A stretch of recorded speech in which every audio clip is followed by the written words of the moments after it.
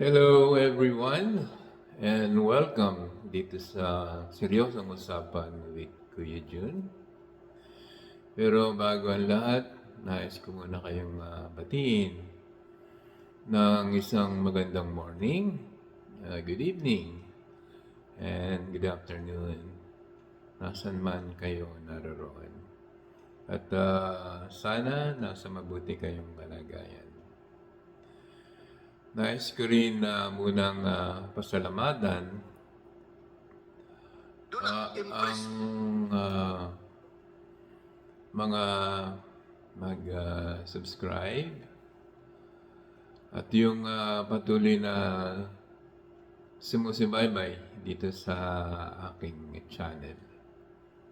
At sana patuloy niyong susuportahan ito ang aking channel na Seryosong Usapan with Kuya Jun. Maraming salamat. Ang topic ko natin sa ngayon ay ito pa rin continuation dun sa hearing ni Bato de la Rosa sa Senado tungkol dito sa PDEA leaks.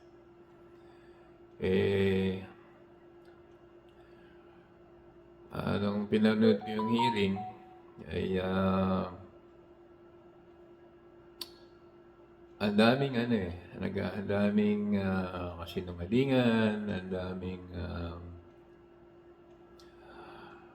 ang ingay. Ang naglabo-labo na. Kasi itong si Senator Bato ay mukhang hindi marunong. Sorry pero hindi ako nagmamagaling. Pero sa aking nakita at sa aking pag-aanalisa, mukhang hindi niya alam i-handle yung hearing na siya pa naman itong tinagurian na chairman ng sinasabing hearing, pero mukhang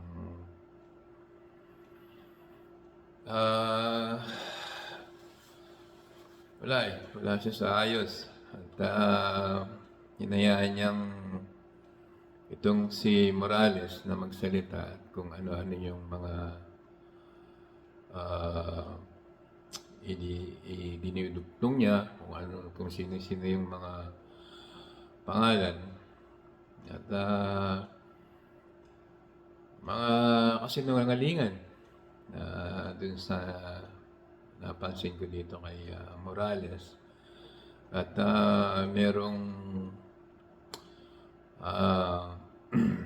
merong parts pa ng hearing na sinasalo ni Bato ito si Morales. Obvious na sinasalo niya walang na lang dapat nag-abogado na lang siya dito kay kay Morales. Kasi pag medyo nasusukol na ito si Morales, siya naman itong sinasalo ni Bato. Kaya tulad nung nagsasalita, nung tinatanong ni Senator Jingo Estrada, nung si Morales, at nung medyo nasusukol na ito si Morales, siya naman itong biglang papasok to si Bato at ini-interrupt niya yung pananalita ni Senator Jingo Estrada. So doon pa lang din to, wala ring respeto sa kapwa niya senador. Hindi muna niya pinatapos kasi sasalita pa nga si Senator Jingo Estrada. Kung nga gusto niyang saluhin dun sa pagkakataon na yun, itong si Morales. Kaya, yun, ininterrupt na yung pananalita ni Senador Jingo Estrada. At ito pa, medyo ipapakita ko din itong portion na to dun sa hearing at saka natin siya bibigyan ng seryosong usapan. Ako'y naloko ni Morales. Hindi naman po yung honor. Na wala talaga yung papel na yan. Wala as far as you are concerned dahil wala talaga sa inventory ng records ninyo. Am I correct? Yes, Your Honor. Hindi mo makita. Hindi ko po Pero masabi na yung papel na yun is inauthentic. Hindi talaga authentic yun. Sige nga, Yun po ay opinion ko po, Your Honor. opinion mo. Yes, Your Honor. Opinion mo. Ako, parindings ko yun. As the chairman of this committee, Yes, sa Your totoo Honor. yung papel na yun. Wala akong kinikilingan dito, ha? I am objectively. Ikaw ba? Maka-generate si Morales ng papel na authority to report at saka yung pre-ops na mayroong markings pa, naka-xerox doon, naka-markings pa doon yung mga butas ng panser na ginamit doon para pagsaksak sa passenger. Ibig sabihin, kayang gawin yun? O hindi naman, that is scientifically improbable at so you mean to say na mali ako sa aking impresyon. Hindi naman po, Your Honor. Sige nga, you state your stand. May opinion, Your As far as the DA is concerned, wala talaga yung document na yan. Nanonood ka na po sa inyo. Yeah. Makita. Ano nyo makita? Tinanggal lang ito sa paso nyo. Kahit mag-inventar nyo kayo 1,000 times, hindi nyo makita yung papel na yan dahil wala na. Nandun na sa social media. Nagkalat na. Pero kung sabihin mo na hindi authentic yun, my God, mabalik ako sa grade 1. Kung sabihin mo na hindi authentic sa yung papel na yun. May apology, Your Honor. Pero yun nga, I also accept your statement na wala talaga yan sa inyo. Dahil hindi nyo malukit-lukit. Hindi nyo makita. Wala talaga. I don't think nagsinungaling kayo. General Lasso, I don't think nagsinungaling si General Lasso. Sinabi niya na wala yan. Wala talaga. Hindi makita. Dinukot na nga sa file. Tinanggal. Tinanggal na ito sa mga pasiner na yun. Tinanggal. Wala talaga. Hindi ko nyo makita. Wala. Pero kung sabihin nyo na hindi authentic, I bet may life kung sabihin nyo na napagsabi ko na authentic yan, to sabihin nyo hindi authentic. Mr. Chair. Okay. Yan ang tanong. Yun o, yung punto ni itong si Senator Bato na pinagpipilitan niya na authentic yung dokumentong yun na itong pinalalabas ni Morales. Okay, balikan natin muna sa umpisa yan. Dahil ang sinasabi naman ni Bato na objective niya ay paano daw nag-leaks sa PDEA yung dokumentong yun. Bagamat sabi nga ng PDEA, wala yung dokumentong yung sa kanila. Ngayon, pinagpipilitan ni Bato na authentic daw. Baga sa kanya, totoo daw yung dokumentong yan. Okay. Para sa iyo, Senator Bato, umpisa natin. Yung dokumentong yun, lumabas lang yun sa social media na nanggaling kay Maharlika. Di ba? Tapos, itong si Morales, bigla ding lumabas sa social media. At ayun, sinasabi niya na bakit daw lumabas yung dokumentong yun. Dahil confidential daw yun. At yun naman, binigyan mo kaagad ng binigyan mo kaagad dito ng kumbaga, binigyan mo kaagad ng atensyon.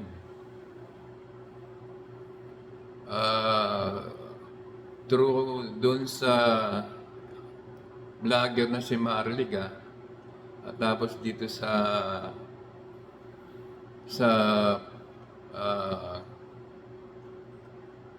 pag isiwalat nitong si Morales na confidential daw yun at bakit daw nakalabas? Ay ikaw naman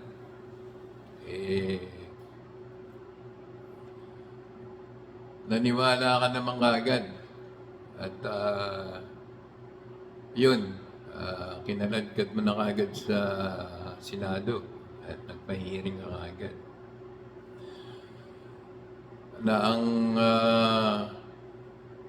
layunin mo ay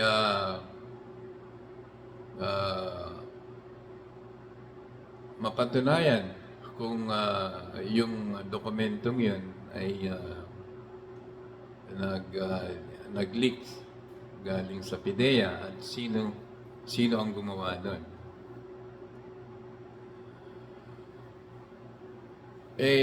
Senador Bato, bakit hindi mo muna inalam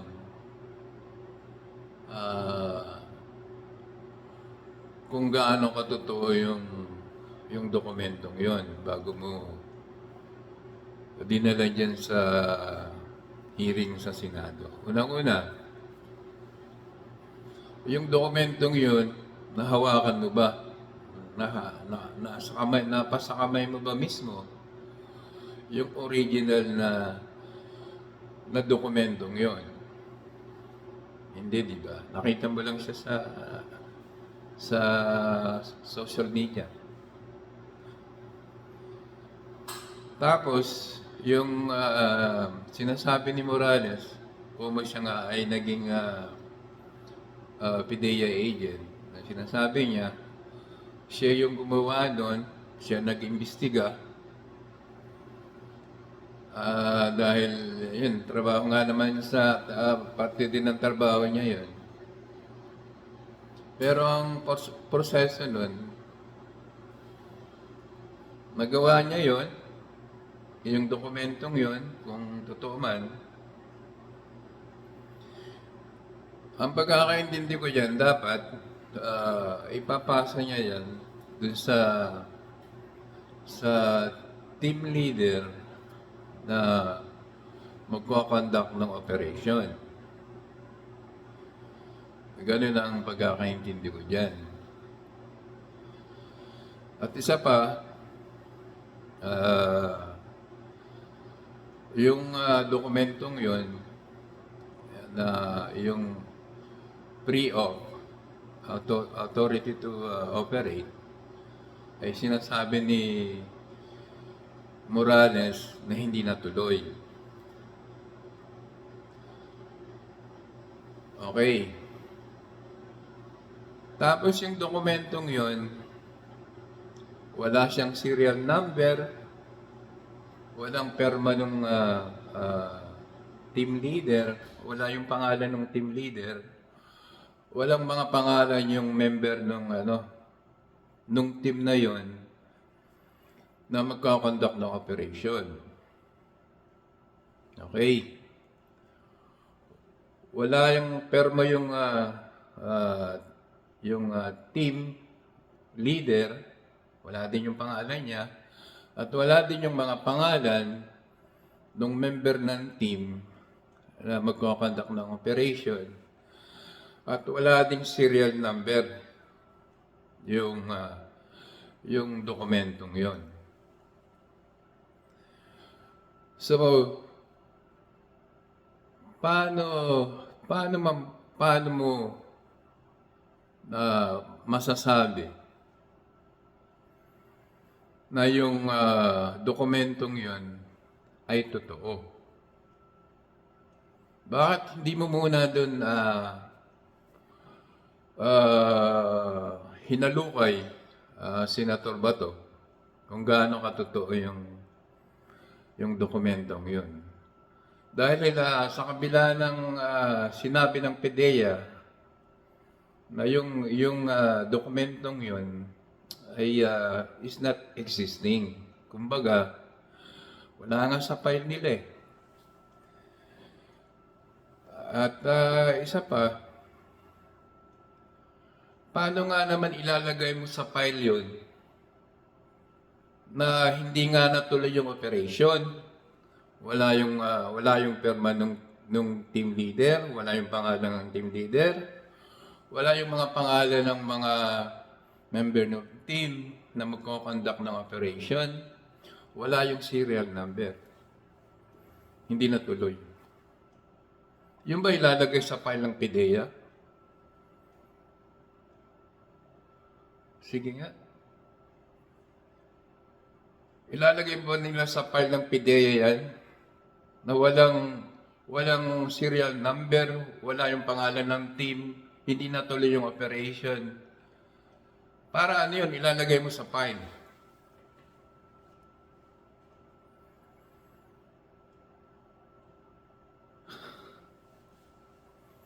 Dapat doon ka muna nag-umpisa eh.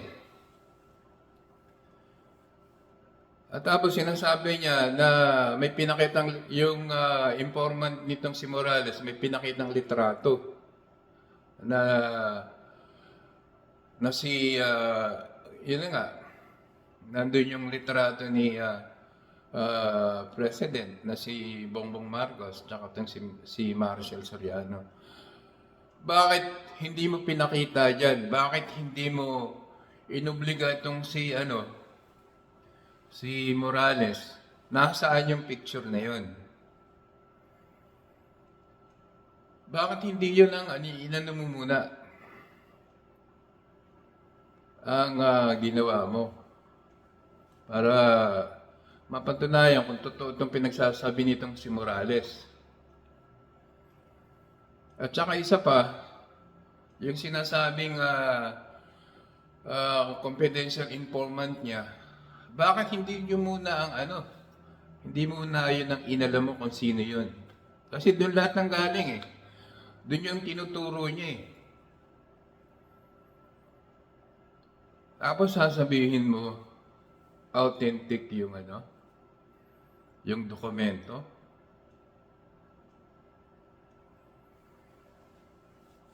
Eh, napakababaw mo naman.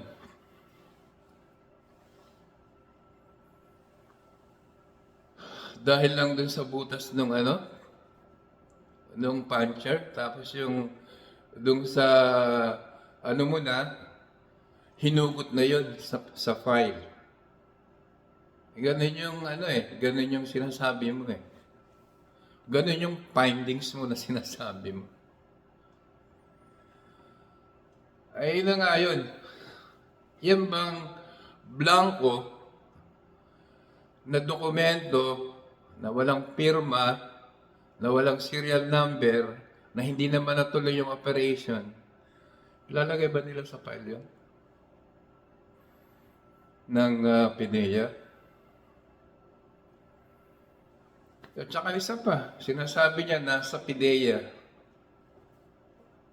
over niya ba sa PDEA? Kanino niyo binigay? Sino ang tumanggap? Ay dapat yun yung yun ang dapat hinalukay muna. dun sa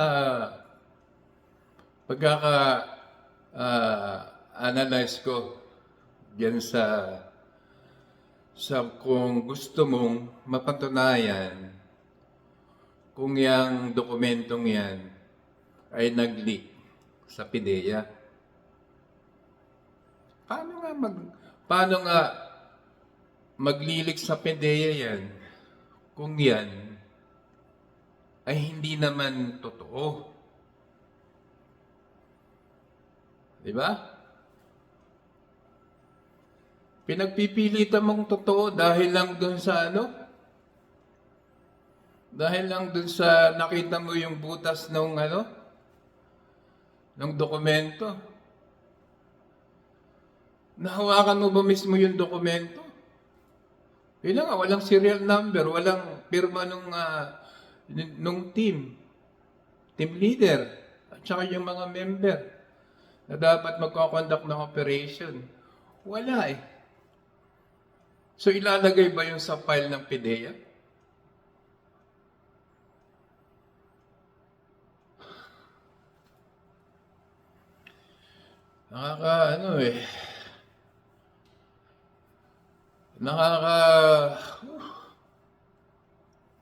Nakaka-high blood. Kung ikaw na naging pulis ka naman dati, naging PNP chief. Tapos yung mga way ng pagtatanong mo, pag-iimbestiga mo dyan kay Morales, ang babaw mo, pinarating mo kaagad dyan sa Senado eh. Nagpahiring ka kaagad. Hindi mo muna inalam kung gaano katotoo yung dokumentong yan. At yun na nga, yan bang dokumentong yan na blanco, ipapail pa ba yan sa PIDEA? Ha? Senator Bato?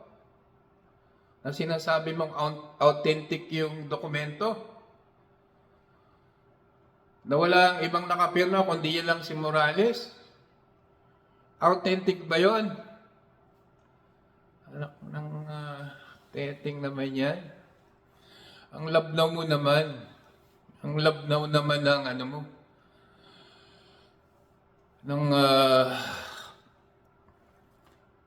Ng pag-iisip mo. Sabihin na natin. Pasensya na pero yun ang nakikita ko eh. Hindi naman ako nagmamagaling. Alam ko, senador ka, pero nakakahiya eh. Nakakahiya. Ibinababa mo yung integridad ng Senado. Dahil dyan sa dinala mo dyan na hearing na walang kabuluhan. Na walang kwenta, kumbaga. Eh na nga eh, nilekturan ka ng kapwa mo, Senador. Pinaliwanag na ni Senador Chis Escudero. Nililimitahan lang yung ano, yung sinasabi ng resource person na yan. Hindi eh. Kung ano yung sabihin ng yung resource person mo, ayun na, patawag si ganito, ipatawag doon, ipatawag si ano. Ganun ka agad? Eh dapat ikaw na lang ikaw na lang ang tumayong resource person, o ikaw na rin ang tumayong abogado. Tapos magkakaroon pa ng pangatlong hearing naman. Hindi ka pa ba nakakahalata na yung ginagawa mong hearing ay walang kwenta, walang kapararakan yan? Pinapakita mo lang kung gaano ka kababaw. Sa totoo lang. Eh, katulad ng sinabi mo, babalik ka sa grade 1. Eh, dapat, kailangan bumalik ka sa grade 1 kasi yung ginagawa mo, Ay, nako. Pang grade 1 nga yata yung pinaghuhugutan mo eh.